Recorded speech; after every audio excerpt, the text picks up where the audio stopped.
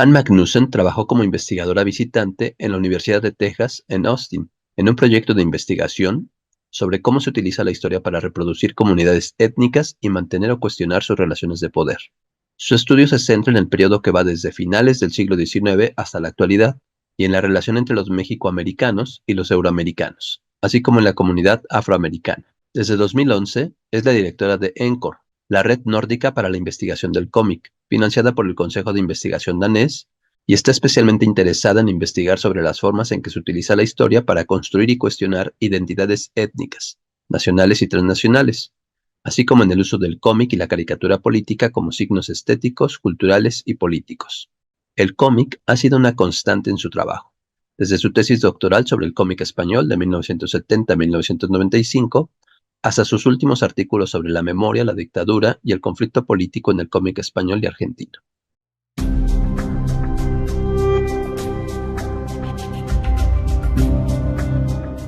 Me llamo Anna Magnussen, soy profesora asociada en la Universidad de Dinamarca del Sur, en Dinamarca.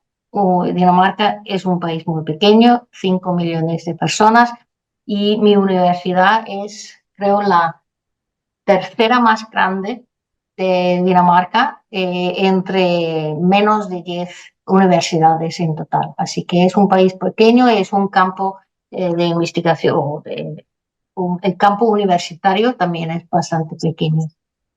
Eh, Escribí mi tesis doctoral sobre la historieta española desde la transición política en los años 70 hasta hoy.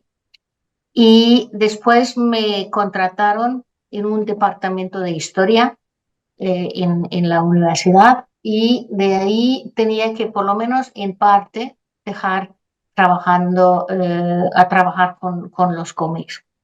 Eso porque daba clase o doy clase de historia de los Estados Unidos, de España, también de vez en cuando de la región de América Latina, y eso hace ya bastantes años. Pero, o sea que, y también doy clase de método y teoría de historia más que nada. Y ahí siempre cuando doy clase trato de integrar los cómics de alguna manera. Como ejemplos en un curso de teoría y método, obviamente es siempre relevante también incluir a los cómics, y también en cualquier tipo de clase eh, incluyo algún ejemplo de cómics. No he dado ningún curso completo sobre los cómics, así que siempre es una manera de integrar a los cómics por los lados. Funciona bien, y así trabajo también con los cómics en mi investigación. Mi investigación no es sobre los cómics, sino sobre un tema concreto que pueda integrar o pueda incluir a los cómics, o en un marco un poco más amplio de historias visuales. También me interesan los murales mexicanos, por ejemplo, o street arts, o otro tipo de historia visual, porque lo que me interesa es la historia y las imágenes. Así que esa combinación es lo que me fascina del cómic también. Eso de contar historias en imágenes, y con combinando de maneras muy interesantes y fascinantes las imágenes y texto o palabras. Así que es mi presentación.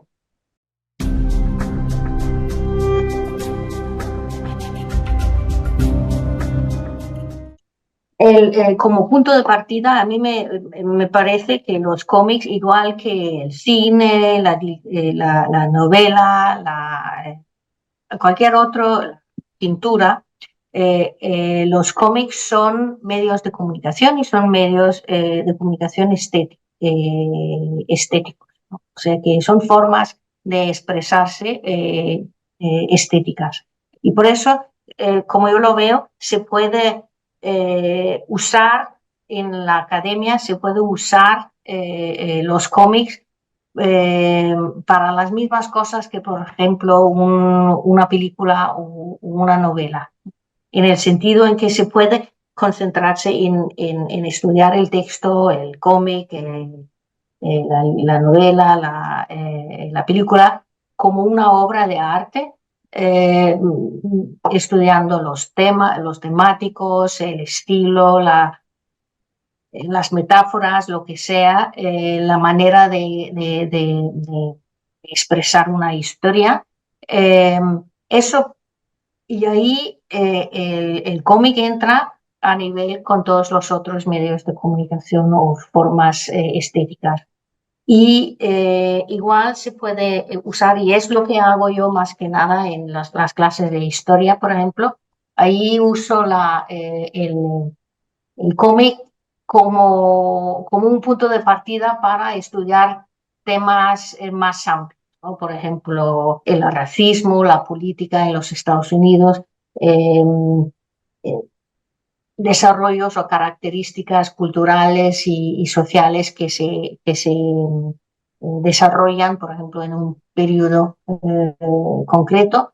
Ahí uso los cómics para empezar como interpretaciones, como representaciones de, por ejemplo, el racismo en Texas a principios del siglo XX, por ejemplo, un ejemplo concreto. Eh, y la razón por elegir trabajar con los cómics en vez de trabajar con la película, también incluyo películas de vez en cuando, pero la razón por concentrarse mucho, por mi parte, en los cómics es porque me interesan más.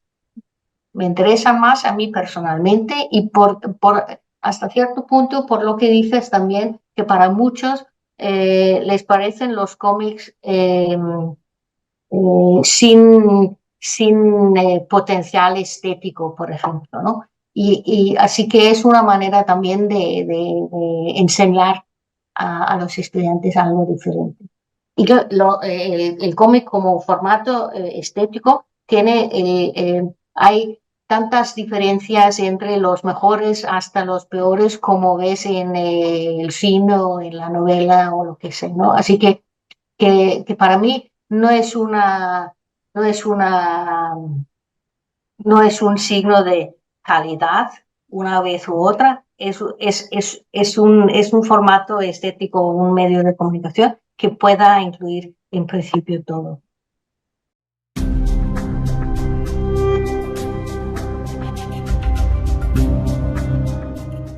Eh, a mí personalmente, si voy a leer un cómic, si voy a escribir, a hacer un análisis de un cómic, eh, me interesan las novelas gráficas, los cómics más recientes de este 2000 y lo que me interesa es más que ver ese género, si se puede decir así, como algo, como un género autónomo, pues lo que me interesa es ver cómo hacen las mejores novelas gráficas hacen referencia a la tradición del medio, eh, tanto la tradición nacional como más general o global.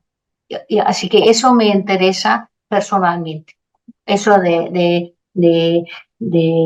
ver los niveles de significados que hay en las mejores novelas gráficas. También hay muchas novelas gráficas no muy buenas, pero me interesa esos niveles de significados que hay y que tienen las mejores.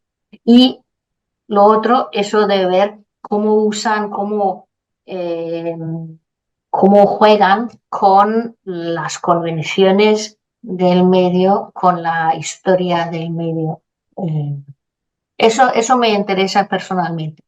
Para elegir, a trabajar o incluir cómics perdón, en las clases, Pues depende del tema, ¿no? Puede ser, perdón, incluido a Captain America, por ejemplo, en clases de historia de los Estados Unidos, porque funciona tan bien para seguir la historia. Siempre en cada década de la historia de, de los Estados Unidos, desde los años 40, pues hay una versión de Captain America que se puede incluir, por ejemplo. Y no es que sea un cómic muy complejo o interesante en sí, pero como punto de partida para discutir el desarrollo histórico y político en los Estados Unidos, pues sirve, ¿no? Eh, o también puedo incluir novelas gráficas o cómics más complejos por ejemplo, contestar o ¿cómo se llama? Modificar ¿cómo se llama eso? En inglés, challenge, ¿cómo se dice en español? Empujar o la idea, por ejemplo, ahora otra vez el mismo ejemplo, el racismo en Texas. Hay novelas gráficas que lo hacen de manera muy interesante, que empujan estereotipos, tomando como punto de partida todos los estereotipos que tienen y que han desarrollado el cómic con los años. Por ejemplo, mirando el western, por ejemplo, como género, los cómics, cómo juegan los mejores cómics, juegan con los estereotipos del bandido mexicano, por ejemplo, o el héroe americano, etc. Así que depende del contexto. Y eso siempre en clase, por lo menos.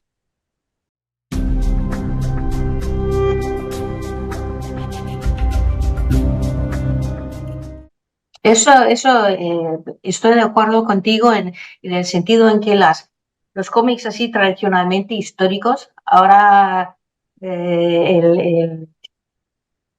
la historia de México en formato cómic o, por ejemplo, la Revolución Mexicana en formato cómic, suelen ser aburridas. Y estoy de acuerdo contigo que no tampoco usan el formato de los cómics, del cómic de manera interesante, ¿no? Así que ese tipo de cómic estoy de acuerdo contigo. Pero, por ejemplo, y ahora hay que decir que he trabajado relativamente poco con los cómics mexicanos, ¿no? Así que trato de ser humilde en cuanto a mi conocimiento de cómic mexicano, porque es muy limitado. Pero he trabajado, por ejemplo, un ejemplo es un cómic, una novela gráfica que se llama Pancho Villa toma Zacatecas, que a mí me parece maravillosa y tiene esos niveles de significado. Lo que hace, acabo de escribir un análisis, se va a publicar el año que viene, y donde trato de estudiarlo desde el punto de partida de siguiendo las referencias tanto a, a géneros como el western, pero también la tradición mexicana de los cómics desde los años 40, sino antes. ¿Se llama litografía? No. Eh, no, me falta una palabra. Ahora me viene. Pero tiene esos niveles de significado y ahí esa novela gráfica me interesa como una novela gráfica histórica. También la obra de Edgar Clement, por ejemplo, también tiene esas referencias históricas muy interesantes. No he trabajado tanto con su obra, pero tiene igual de referencias históricas a diferentes periodos, excluye a otros periodos, etcétera, etcétera. Así que juega también con la historia en una manera interesante.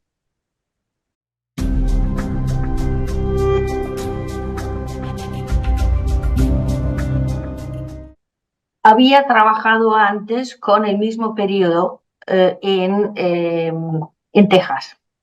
He trabajado bastante con la historia de Texas. Ahí, en el periodo de la transición, o una transición desde finales del siglo XIX, principios del siglo XX, ese periodo es interesantísimo, como yo lo veo, también en los Estados Unidos, en la mayor parte del mundo occidental. Así que, porque hay tantos cambios en la tecnología, por ejemplo, en la infraestructura, en el movimiento, así que hay tantos cambios de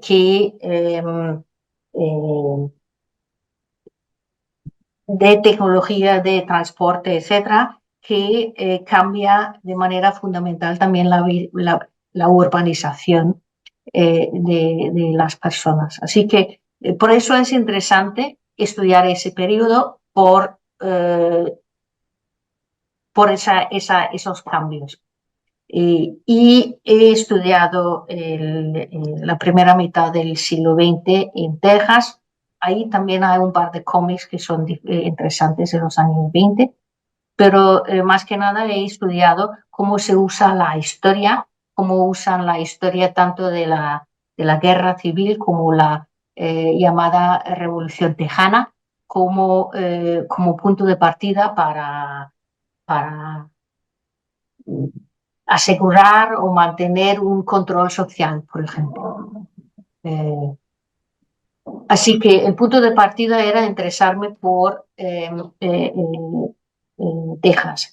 Y entonces, llegando a los años 30, ahora eso va a ser una historia un poco larga, lo siento, pero llegando a los años 30, en Texas, con la depresión económica, me interesaba por los murales. Había un programa de murales en los Estados Unidos, donde el gobierno federal daba dinero a artistas para crear murales en edificios federales. Por ejemplo, ¿cómo se llama? Oficina postal, ¿sí? No, ¿cómo se llama? No. ¿Cómo? De correos, sí. Así que eso me interesaba, esa iniciativa de las murales en los Estados Unidos como parte de los años 30. Y me daba cuenta, era muy fácil porque no era ningún secreto, que se inspiraba muchísimo del movimiento de murales en México. Invitaban a los muralistas mexicanos tanto a hacer murales en los Estados Unidos, pero también simplemente por inspiración.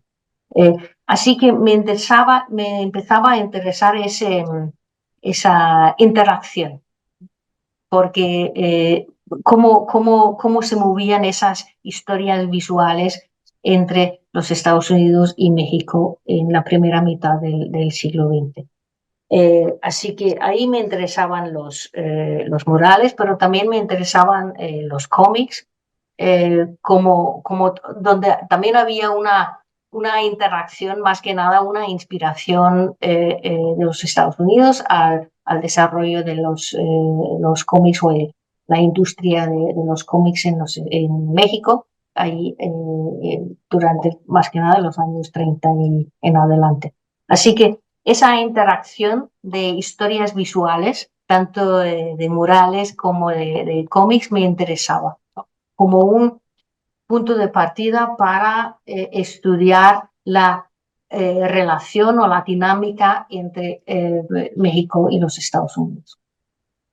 Y ahí entra también, obviamente, la Revolución Mexicana, porque tanto por el periodo, porque el periodo en sí me interesa, si incluyo a México en un estudio de principios del siglo XX, es imposible no interesarse por la revolución, pero también me interesaba porque había trabajado ya con la revolución, la llamada revolución tejana, ¿no? Cómo se había usado como memoria, como una manera por ejemplo, controlar o estereotipizar a los mexicanos viviendo en Texas, por ejemplo, en esa parte de los Estados Unidos. Así que ahí entraba también mi interés por la revolución, no solamente como parte del periodo histórico que me interesaba, de transición, pero también me interesaba cómo se activaba, cómo se usaba la revolución después, ¿no? Desde los gobiernos mexicanos en los años 20 hasta por lo menos los años 60, sino más adelante. Así que la Revolución Mexicana a mí me interesa también porque es tan, y ahora con toda la humildad, eh, es tan persistente, ¿no? Sigue siendo una referencia. Muchas de las ideas y los mitos de la revolución ya no tienen el mismo papel central, pero se sigue jugando con la idea de la revolución, por ejemplo, en los cómics y como en Pancho Villa toma Zacatecas. Así que la revolución mexicana me interesa por el periodo, porque es un periodo de transición y de intercambio también con los Estados Unidos, y me interesa por cómo se usa, cómo se sigue refiriendo y usa de manera oficial, pero también popular, la revolución mexicana.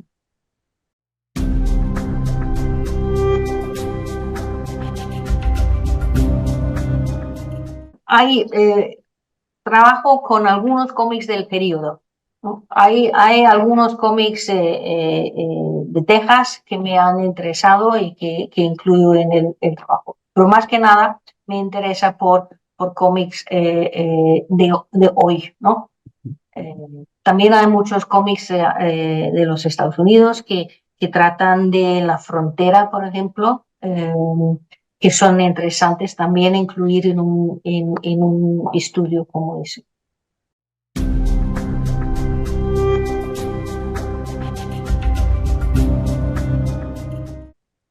Es bastante, hay especialmente un cómic que es interesantísimo de Texas que se llama Texas History Movies.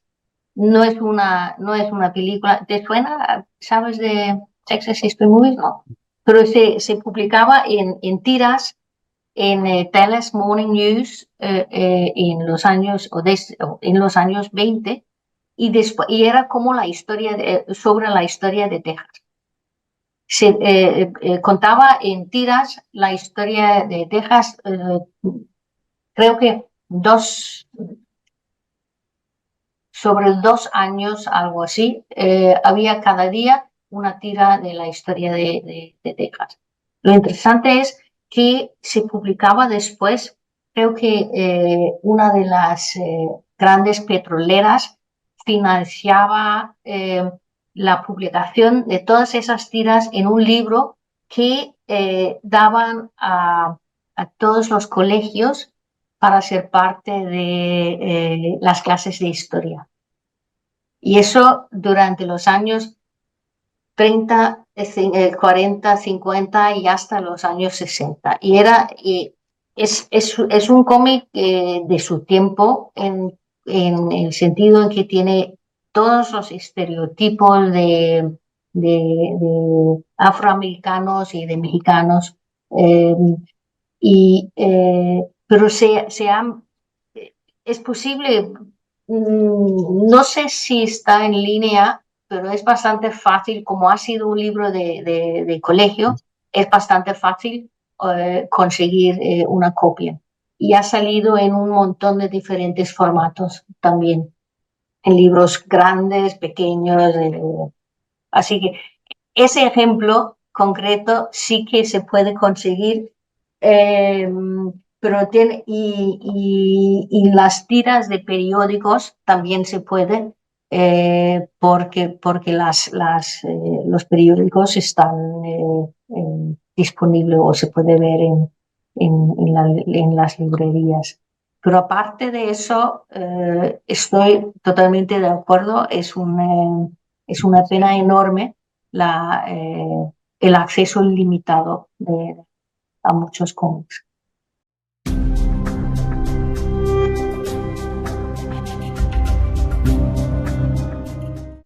Hay algunos bastante interesantes sobre la frontera. A ver,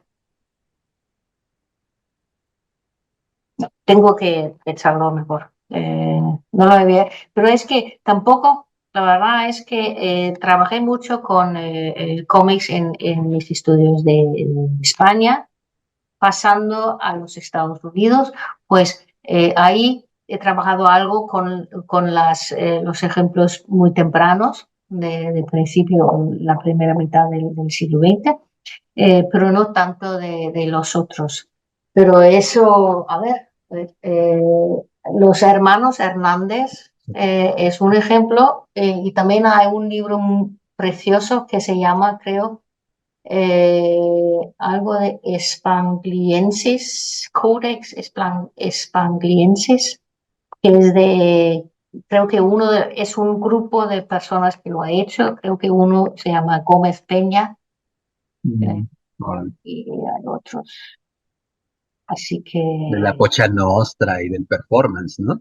sí, sí, Están dos metidos en. sí, sí, Órale. eso, ese, sí, exacto. Ya. Órale. Han No, pues sí, hecho pues. un libro precioso sobre la dinámica entre los Estados Unidos y México, eh, eh, y también con la cultura popular como un elemento central.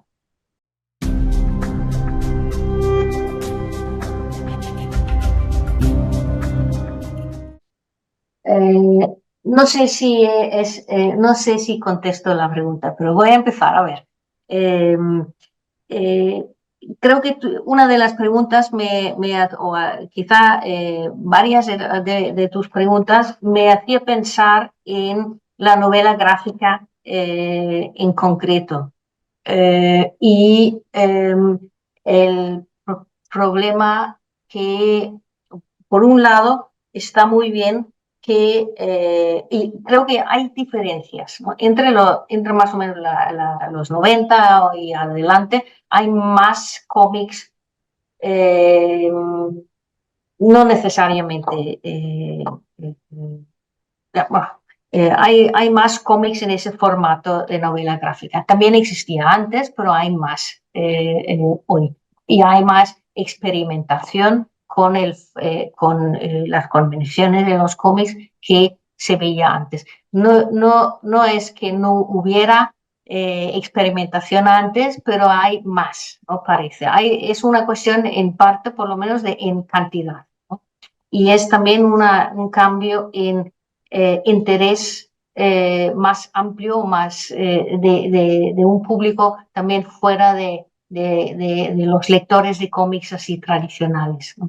Así que hay un enfoque en la novela gráfica con Maus, por ejemplo, con Persepolis, que atraían el interés de más personas, también fuera del mundo tradicional de lectores de cómics.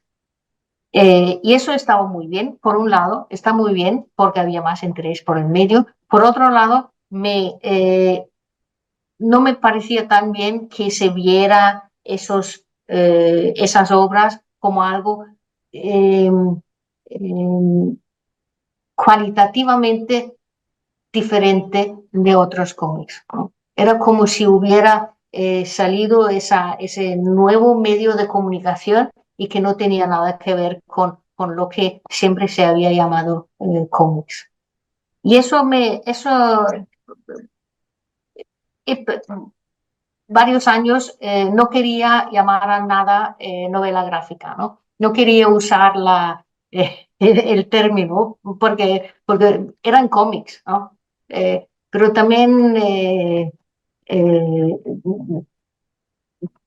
da también sentido hablar de algunos cómics como novela gráfica, porque es una expresión, es un término que usa las personas o muchos, y porque también hay un grupo de cómics que se distingue por unos formatos concretos que son diferentes.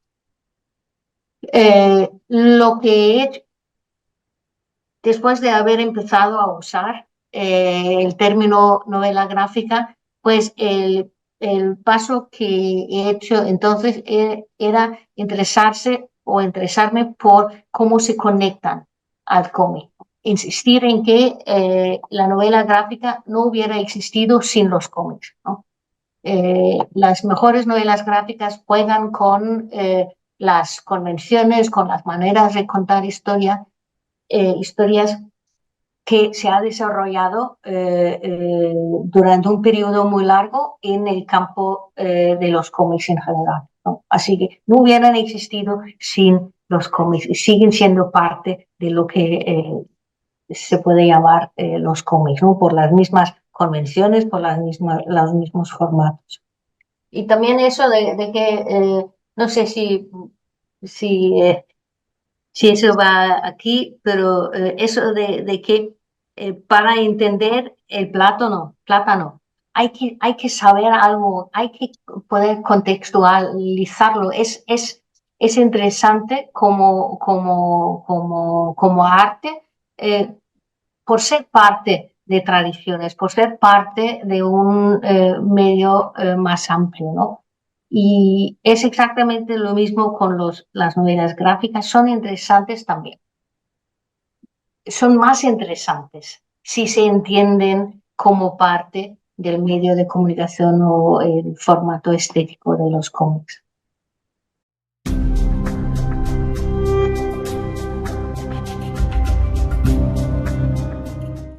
No, de los mexicanos he mencionado ya el trabajo de Taibo y Eco, de Pancho Villa Tomás Zacatecas. También me gusta mucho lo que hace Eka Clement.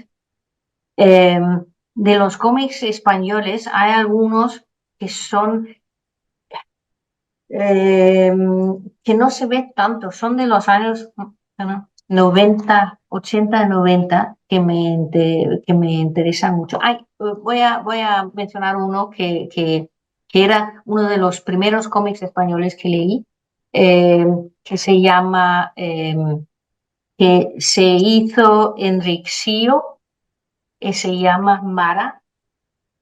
No sé si te suena, es de los años 70, El durante autor sí.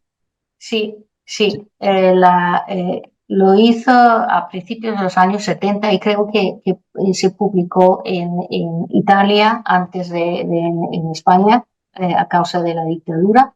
Eh, y es una obra también fascinante. La verdad, es de los principios de los años 70 y creo que primero se publicaba en capítulos en una revista de cómics italiana, pero después se juntaba en un álbum. eh, y es una Eh, novela gráfica en el sentido en que tiene tantos niveles y significados. Cada página se puede mirar de manera nueva, por ejemplo. Y también el Codex Spangliensis de Gómez Peña y su grupo es también una de esas obras se puede ver cosas nuevas y es interesantísimo también. ¿Y qué más? La verdad es que cuando leí por primera vez eh, The Dark Knight Returns de los años 90 de Frank Miller, Batman, eh, me fascinaba mucho también. Pero es un cómic que más gente ha leído, pero me gustó mucho. Y la verdad es que recuerdo que tenía una clase de literatura entonces y hablábamos de cómics y dije que estaba a punto de leer la segunda vez ese cómic de The Dark Knight Returns, una segunda vez, y había varios de mis estudiantes que me decían, leer un cómic dos veces, mira. Eh, así que ya, ¿y qué más? También me gusta mucho, es porque lo he trabajado tanto, ese cómic de Texas, por, como objeto de análisis, por lo menos, Texas History Movies, que también es muy bueno.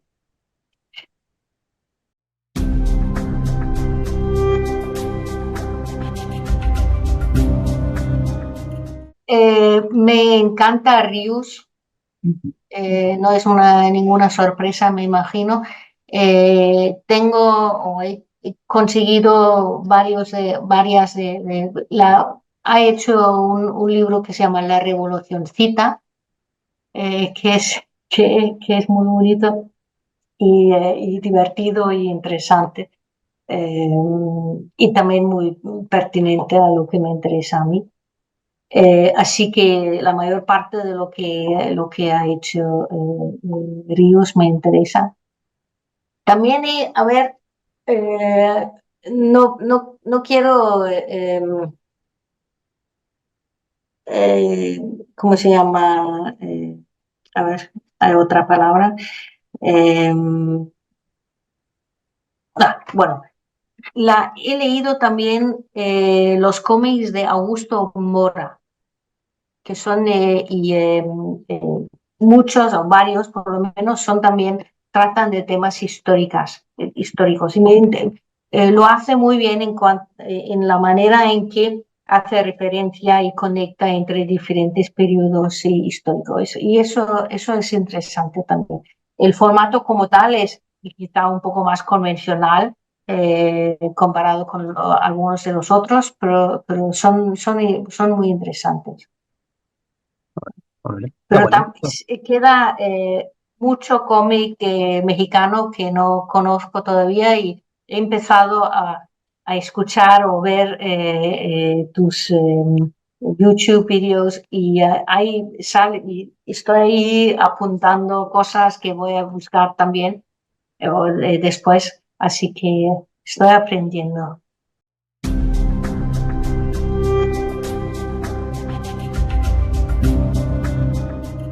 Me gustó que siempre cuando voy a congresos sobre cómics o algo parecido, o en relación con cómics, eh, siempre hay un ambiente muy amable,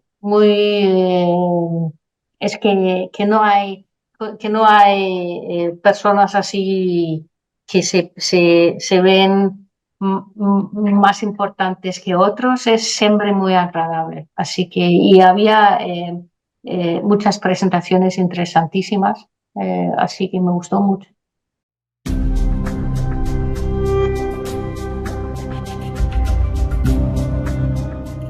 Es que ahora mismo estoy terminando un estudio sobre Texas. Ese proyecto estoy tratando de terminar un libro y que no tiene mucho que ver con los cómics. Eh, Después de eso voy a empezar a trabajar más con esas historias visuales entre los Estados Unidos y México que os comenté antes. Eso de ver cómo se interconectan, cómo es la dinámica en cuanto a los cómics por ejemplo, los murales que comenté durante la primera mitad del siglo XX. Y creo que el plan era incluir también esa perspectiva actual, por ejemplo, la Revolución Tejana y la Revolución Mexicana en los cómics o en las historias visuales de hoy. Pero todavía no he empezado, así que también la presentación que hice en Alicante era como una primera presentación, ¿no? Para abrir el tema. porque a mí me parecía más interesante que hablar de, por ejemplo, lo que había trabajado más, ¿no? Los cómics españoles. Así que así era. Así es el plan. Como es en muchas universidades de hoy, hay que buscar dinero, fondos muchas veces de organizaciones externas para ese tipo de investigación. Así que eso voy a hacer desde principios de 2025. Es el plan.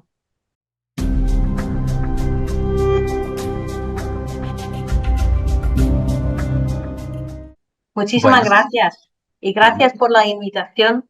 Es un honor